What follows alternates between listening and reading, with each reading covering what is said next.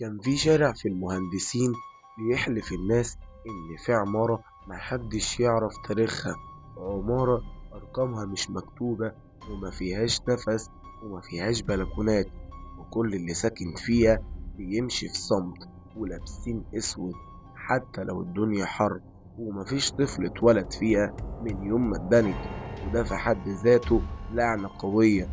العمارة دي فيها شقة مميزة بيتقال إنها كانت ملك للفنانة ليلى مراد، بس الحقيقة إن ملكيتها ما اتسجلتش باسمها في أي مكان، ومفيش صورة واحدة ليها في الشقة، ومع ذلك الكل بيقول إنهم شافوها طالعة ونازلة من هناك في آخر أيامها، بشعر منعكش وغريب ومن غير ميك اب، وعينيها دايما بتبص للأرض كأنها حاسة بعار ملهوش ملامح.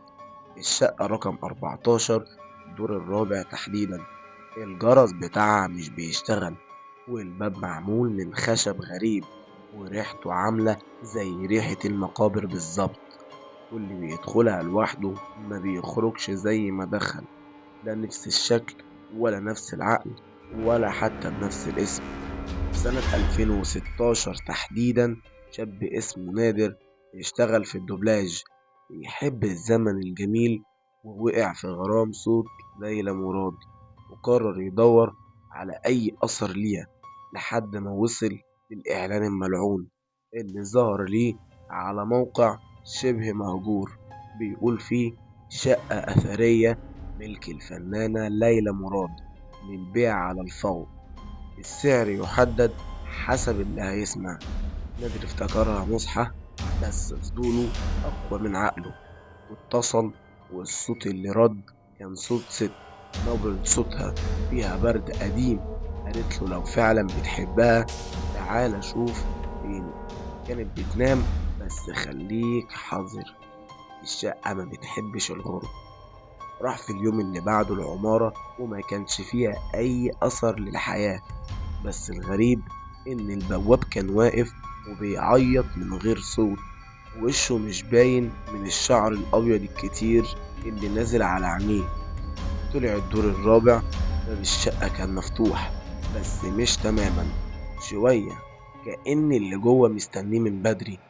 دخل نادر، وأول حاجة شافها كانت بيانو نصه مكسور، والمفاتيح بتاعته متغطية بتراب تقيل جدا، وعلى الرف في براويز مقلوبة على وشها، ولما قلبوا لقى صورة قديمة مش ملونة، وفيها ست لابسة فستان غامق وواقفة في بلكونة شبه اللي في الشقة، بس وراه في وش تاني ضبابي ملامحه شبه ليلى مراد، بس فيها حاجة غلط، كأنها نسخة مش كاملة، مبتسمة بس من غير شفايف. الست اللي كلمته ظهرت فجأة كأنها واقفة وراه من بدري، وقالت له لو اشتريت الشقة ما تفتحش الدولاب اللي جوه الحمام، ولو لقيت صدى صوت بيغني اقفل ودانك حتى لو كانت الأغنية بتحبها. هو ضحك وافتكرها لعبة من واحدة بتحب الدراما، ودفع الفلوس من غير ما يفصل خالص.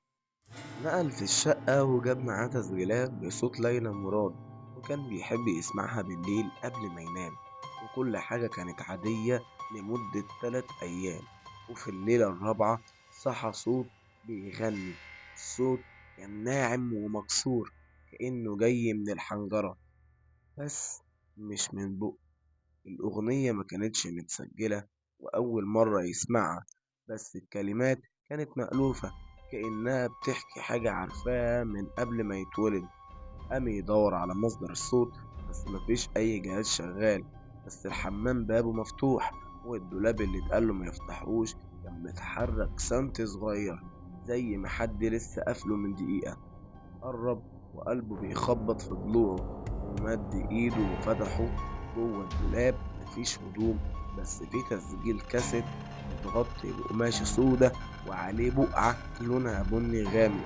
شغل الكاسيت، والصوت اللي طلع مش موسيقى ولا غنى، ده صوت ست بتتنفس بصعوبة، وفي آخر الشريط سمع ضحكة قصيرة، والضحكة فيها صدى كأنها خارجة من صدر متآكل. وبعدها الكهرباء قطعت. اتصل بالشركة، قالوا مفيش أي مشكلة في العمارة ولا أي بلاغات، وهو الوحيد اللي بلغ إن الكهرباء راحت. نزل يشتري كشاف من السوبر ماركت اللي جنب العمارة، ولما رجع لقى باب شقته مفتوح، بس مفيش أي أثر لسرقة. بالعكس، كل حاجة كانت في مكانها. بس في حاجة اتغيرت، صورة البراويز اتبدلت وبقت صورة ليلى مراد. وفي حلقة قديمة ووراها نفس النسخة الضبابية، لكن المرة دي النسخة دي قريبة أكتر، وعينيها باينة ومش بتبص على الكاميرا، بتبص عليه هو. نادر بدأ يسمع الصوت كل ليلة، وكل مرة بيزيد في الوضوح. ومرة منهم الصوت قال اسمه: نادر نادر، صوتك مش غريب، انت شبهي لما كنت بغني لوحدي. في الليلة دي نادر نام وهو بيسجل بنفسه غنى قديم عشان يهدي نفسه. ولما صحي لقى التسجيل شغال، بس صوته متغير، بقى أبطأ وأعمق، وكأنه بقى صوت ست. وهو ما قالش الكلام ده في التسجيل. الصوت بيقول كلام تاني، وهو: أنا كنت هنا قبلك وهفضل هنا بعدك. الشقة دي مش محتاجة ضيف، هي اللي بتختار صاحبها. من اليوم ده بدأ يبقى عنده هلاوس، كأن بيسمع خطوات في السقف وهو ساكن في الدور الأخير، وكأن بيلاقي المرايات بتتنفس فعلا، بتتنفس. ويتفرج فيها يلاقي بخار طالع كأنها صدر بيشهق. المراية الكبيرة اللي في الأوضة اللي فيها البيانو بدأت تظهر فيها صور مش بتاعته. وفي مرة شاف نفسه واقف، بس في الخلفية في جنازة، هو شايل نعش ومش لابس غير بدلة قديمة. في ناس حواليه مش باينين، كأنهم معتمين، والنعش عليه اسمه محفور مش مكتوب، محفور بإيد تقيلة. نادر حاول يخرج من الشقة، لكن كل مرة كان يلاقي نفسه بيرجع ليها.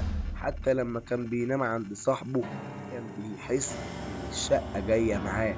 الحيطان هناك بقت نفس اللون، المراية بتتشقق نفس الشقة، والريحة ما بقت ريحتها، ريحة الزمن اللي مات. وفي مرة قرر يسافر أو يهرب، يقطع أي صلة. وفعلا حجز تذكرة لشرم الشيخ. بس وهو في الأتوبيس لقى الأغنية اللي شغالة مش بتاعة الراديو، دي كانت الأغنية اللي سمعها أول مرة في الحمام. الأغنية اللي مفيهاش لحن معروف، بس فيها صوت، الصوت اللي بيحبه واللي بيكرهه في نفس الوقت، وهو صوت ليلى مراد.